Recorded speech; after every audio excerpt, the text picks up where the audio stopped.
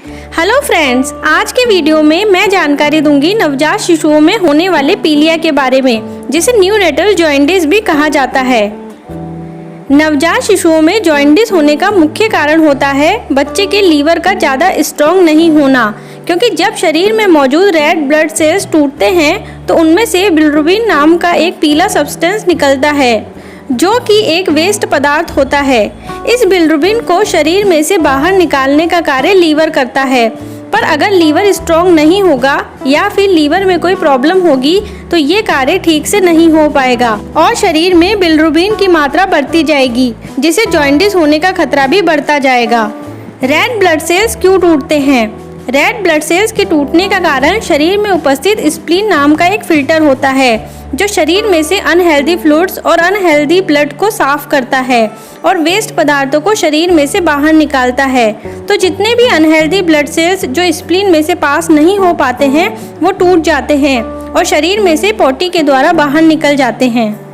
वैसे तो बच्चे के पैदा होने से 3 से 4 दिन के अंदर जॉन्डिस की जांच की जाती है, क्योंकि उसी टाइम पर जॉन्डिस होने का खतरा सबसे ज़्यादा होता है। पर अगर जांच नहीं होती है या फिर आप बच्चे को घर लेकर आ जाते हैं तो कुछ लक्षणों के द्वारा भी आप ये चेक कर सकते हैं।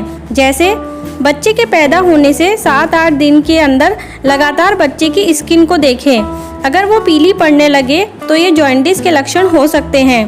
अगर त्वचा के साथ आँखों का रंग भी पीला होने लगे और मल मूत्र भी पीला आने लगे तो ये जॉन्डिस होने के संकेत हैं और तुरंत डॉक्टर को संपर्क करें। इसके अलावा बच्चे के हथेली या पैर के तलवों को दबा के भी चेक किया जा सकता है। अगर दबाने पर पीलापन दिखाई दे तो ये जॉन्डिस हो सकता है। तो इस तरह से जॉन्डिस की जांच कर सकते हैं। नवजात शिशुओं में कुछ बच्चों में जॉन्डिस होने के चांसेस नॉर्मल बच्चों की तुलना में ज़्यादा होते हैं। वो बच्चे हैं जो बच्चे प्रीमेच्योर होते हैं, यानी 37 वीक से पहले पैदा होते हैं, उनमें जॉन्डिस होने की संभावना ज़्यादा होती है। जिन बच्चों को माँ का दूध कम मिला होता है उनमें भी ये संभावना ज़्यादा होती है।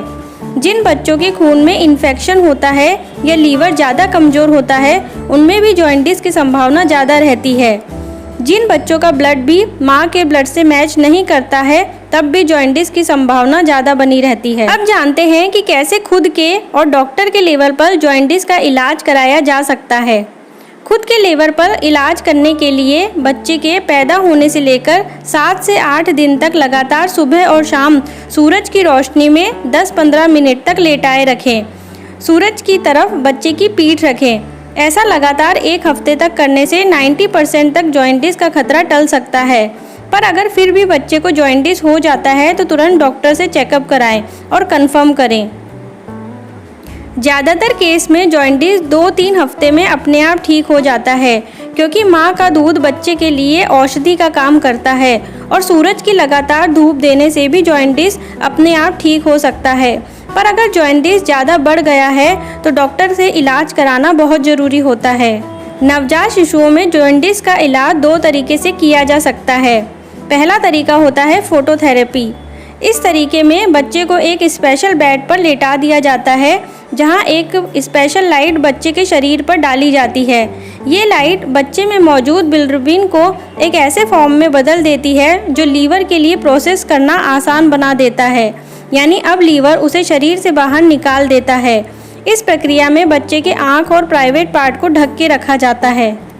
दूसरे तरीके में बच्चे के शरीर में एक पतली ट्यूब के द्वारा खून निकाल दिया जाता है और उसे उसी के मैचिंग खून से रिप्लेस कर दिया जाता है। इससे इन्फेक्टेड ब्लड निकल जाता है। तो इस तरह से डॉक्टर जॉन्डिस का इलाज करते हैं। जॉन्डिस का इलाज सही समय पर और सही तरीके से कराया जाना बहुत ज़रूरी होता है। अगर इसका इलाज सही तरीके से ना हो पाए तो इससे बच्चे में परमानेंट ब्रेन डैमेज और स्पाइनल कॉर्ड डैमेज होने का खतरा बना रहता है। इस तरह के डैमेज को साइंटिफिक भाषा में कर्निक्टरस कहा जाता है। कर्निक्टरस की वजह से बॉडी में कई तरह के प्रॉब्लम, जैसे बॉडी का मूवमेंट कंट्रोल ना होना या फिर ऊपर की ओर आंखें हो जाना या फिर सुनाई नहीं देना जैसी कोई भी परेशानी हो सकती है। इसलिए जरूरी है कि नवजात को दिन में 10 से 12 बार फीड कराएं और 1 हफ्ते तक लगातार सूरज की हल्की धूप में लटाएं। साथ ही जॉन्डिस का पता चलने पर तुरंत डॉक्टर से इलाज कराएं।